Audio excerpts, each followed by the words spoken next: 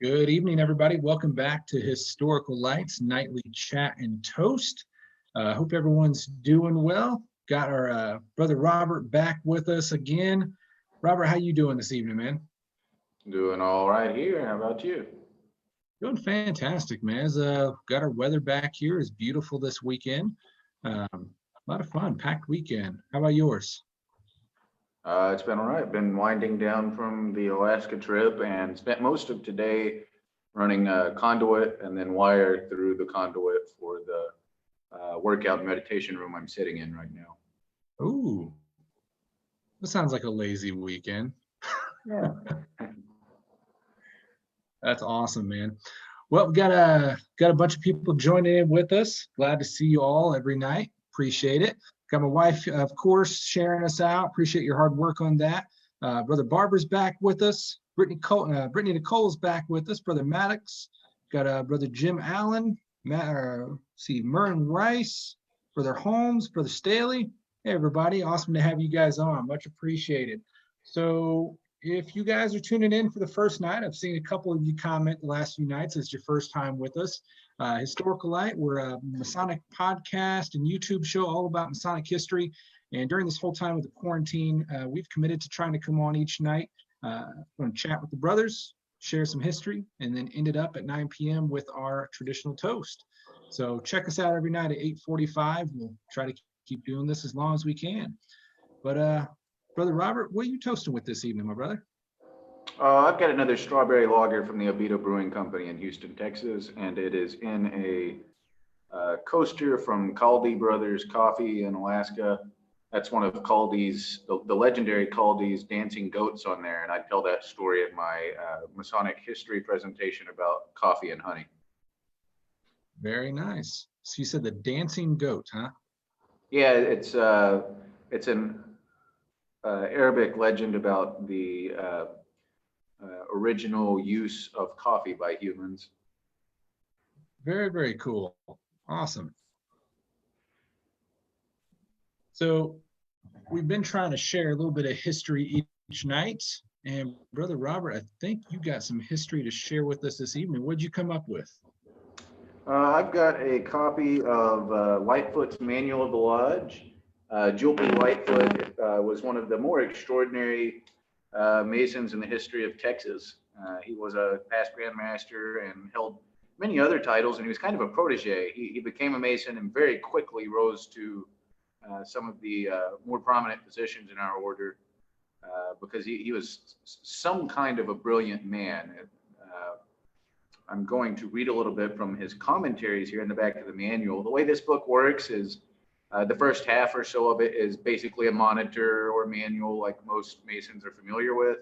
And the back half of it is a series of commentaries that Lightfoot compiled and wrote to reflect on different symbols and meanings throughout the Masonic degrees.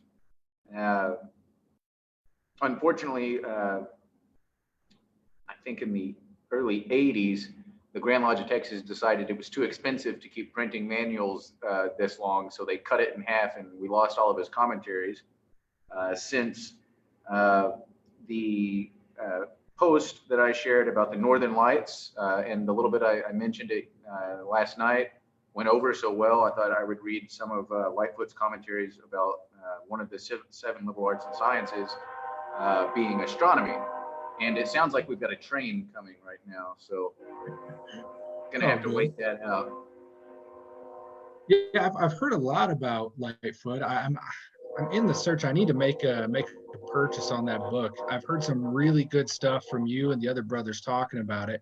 And now that we're talking about that, I may be putting my foot in my mouth. I know there was a Texas Lodge doing a virtual Lightfoot presentation, and I'm scared to say I think I might have missed that. If I did. Oh yeah, it was about a month ago. Oh, I did. Okay. On a Friday night. It's been slammed around here. Yeah, I really wanted to sit in on it. I was really interested. That was done by Scott Bradson down in the College Station area. He did a pretty good job. We had Grand Senior Warden Brad Billings tuned in for that one. And there was a lot of really good discussion between the several of us who were on there. So Right on. this will come from the same source that presentation came from. And I actually have a fully digitized copy of this book that I thought I'd already shared with you, but if I haven't, just let me know and I'll send it over. And the same goes for anyone else out there. All right, so I'll go ahead and read some from it. How are we doing on time? We're at 8:51. We're good. All right.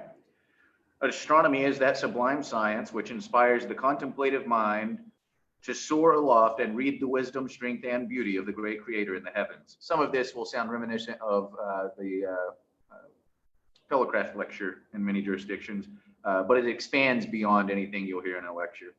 How nobly eloquent of the deity is the celestial hemisphere, spangled with the most magnificent heralds of his infinite glory.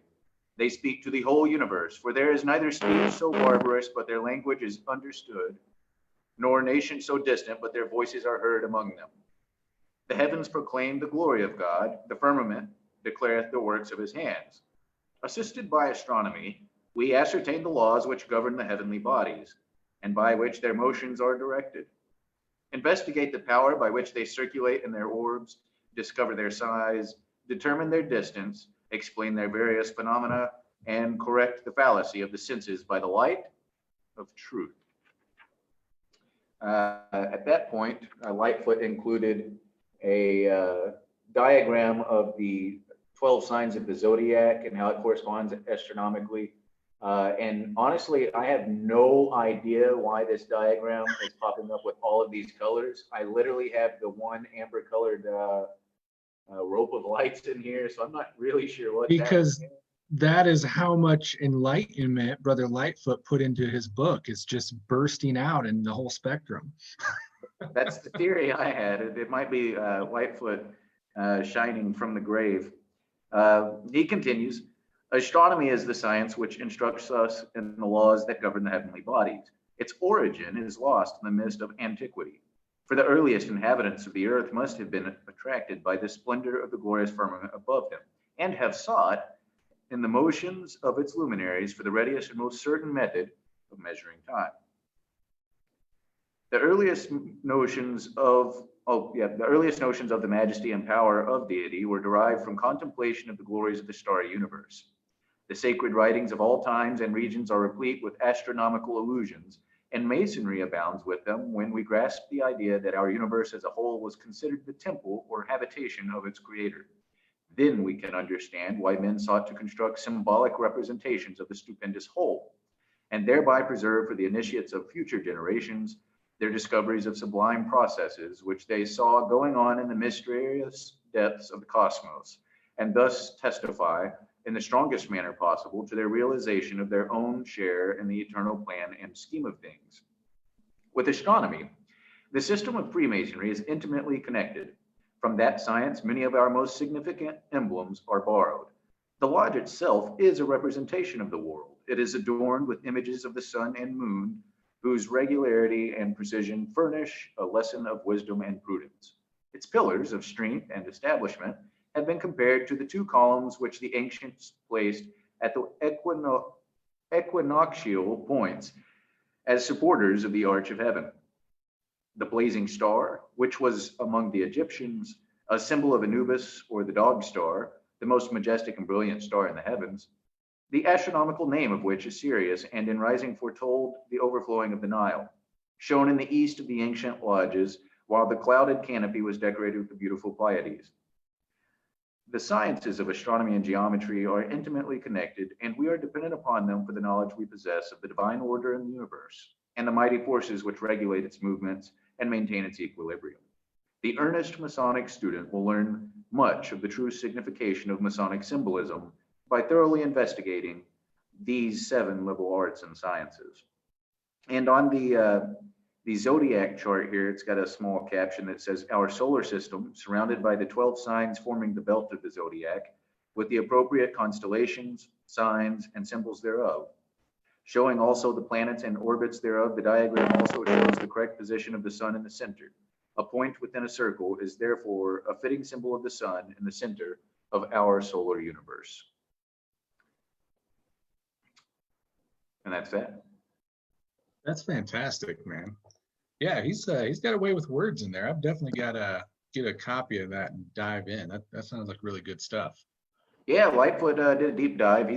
He goes pretty deep into the geometry and measurements of various parts of King Solomon's temple and the proportions you find in a lodge room and how they all correspond to various meanings. Fantastic stuff, man. Really appreciate you diving in and reading some of that. And I'm gonna have to take a look, man. I think I do kind of remember you sending me a copy of that, but I'm gonna have to go through my archive and see what I got. If not, I'm gonna be hitting you up for that. And huge offer from Brother Marshall this evening. If you guys out there like what you hear, he does have that digitized version. He's willing to share that out. So much appreciated for that generosity, my brother. Happy to share. All right, so we are nearing our 9 p.m. hour. Each night we've been doing this traditional toast, and we've been bringing on some guest toasters. Last night we got surprised with my oldest daughter, wanting to come up and toast. And obviously I got two daughters, so got to be fair. I've got a guest coming on this evening. What's up, kiddo? Welcome to the show. So some of you that have kept up with historical light from the early days might recognize this face. This is Ashlyn. I call her the #1 fan of the show. I think she's watched every episode 5 or 6 times each. You say so? Mm-hmm. Awesome. Well, welcome. Good to have you. So what are you toasting with, first of all? Water. You got a water and a fancy glass with a gold rim. I like that. Has class. Good deal. Well, I'm over here. I still got a Craddock Snoot glass that came in yesterday, the Memento Mori deep etched. I'm in love with this thing. And I'm toasting with some more of this Stone Hill wine from out here in the KC Metro over on the Missouri side. So that's what we got. So let's see, we still got 2 minutes here. Let's chat it up until 8:59, get a little closer. What do you think? Sure? All right, deal. Well, Brother Robert, what you have planned for this coming week, Sunday night, getting prepared for everything? Gonna finish working in this workout meditation room I'm in here. So gonna screen in the doors and windows. You won't be able to hear trains as easily anymore. And I'll have different lighting. Yeah, you said you're running conduit and all kinds of stuff in there, huh? Yep. Good deal. You know, one thing I did not mention, and I need to, I see my wife threw it on here. Today is actually our niece's birthday, Hannah. So I kind of doubt she's watching this, but if she is, for some odd reason, Hannah, happy birthday. Big 21 today. We did one of the, what's up? Is today the 19th? Oh man, you're gonna throw me on the spot here. Today is the 19th. Hey, not to put a downer on it being a birthday, but it's an anniversary of something else too that we went and saw. The Oklahoma City bombing occurred on April 19th. That's right. And, we've mentioned it before, guys. If you're out there, you ever visit Oklahoma City, you have to go see the Oklahoma City bombing memorial because it's inside what used to be the Masonic Temple, which had its roof blown off by the explosion. Historically Masonic building and a nationally very important building. Yeah, and that place is awesome. If you guys haven't seen that, definitely 100% put it on your to-do list. Well, we are here at the 9 o'clock hour. We've got our guest toaster, Ashlyn, with us this evening. She's getting some comments coming in saying, hi, Ashlyn. Want to tell everyone hi? Hi. Awesome. Well, girl, what is your toast going to be this evening? All the Masons. All the Masons? That's a big toast. Why to all the Masons? Name every single one. Yeah, go ahead. Every Mason, ever. No? Okay. So why do you want to toast to all the Masons? That's true. Yeah, Papa was a Mason. So you spent a lot of time around Masonry in your life, haven't you? Yeah, you spent a lot of time digging through some of those books up there with me too, didn't you? Awesome. Well, pick up your glass. Let's do a toast here. So what's your toast? To all the Masons. Sounds good to me. Cheers. All the Cheers, Masons. brothers. All the Masons. I like that. I hope everyone else out there did as well.